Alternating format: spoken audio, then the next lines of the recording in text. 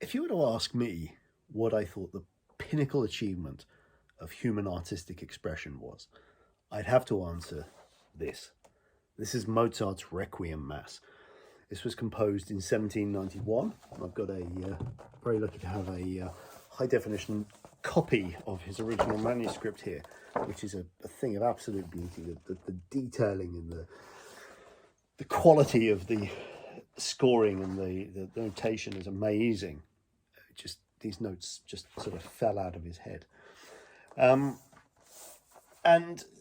probably the most famous bit of the Requiem Mass is a piece called the Lacrimosa. So this was composed in 1791. It was the last thing Mozart composed. He composed it, a lot of it was on his deathbed. And famously, he didn't even finish it. He died before it was finished. It had to be finished from notes from his students and other composers. And the Lacrimosa is this most extraordinary piece.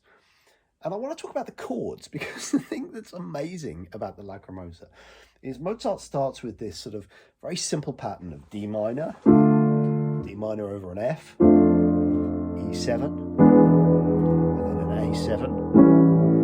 He repeats that a couple of times, which is great, it's lovely, it's beautiful, but it's very simple. But then he goes and gives us 4 bars, which for my money are the greatest piece of music ever. It is unparalleled, and I've been pulling this apart for a really long time, and I've never got to the bottom of it because it mystifies me, and yet it is so incredibly simple and yet counterintuitive. Let me play you the chords.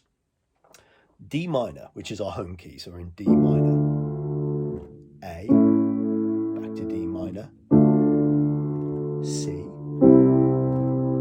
F, E, A minor, G, then it keeps growing into C minor, C over B flat, F over an A, C with a flattened 5th, G over a B, B flat 7, D minor over an A, to the A7, before the resolution back to the D minor.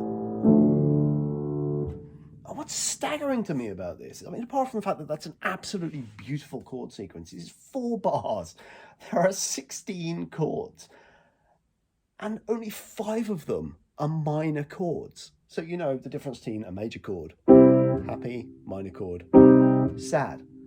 There are 16 chords there, 5 of which are minor, and 11 are major.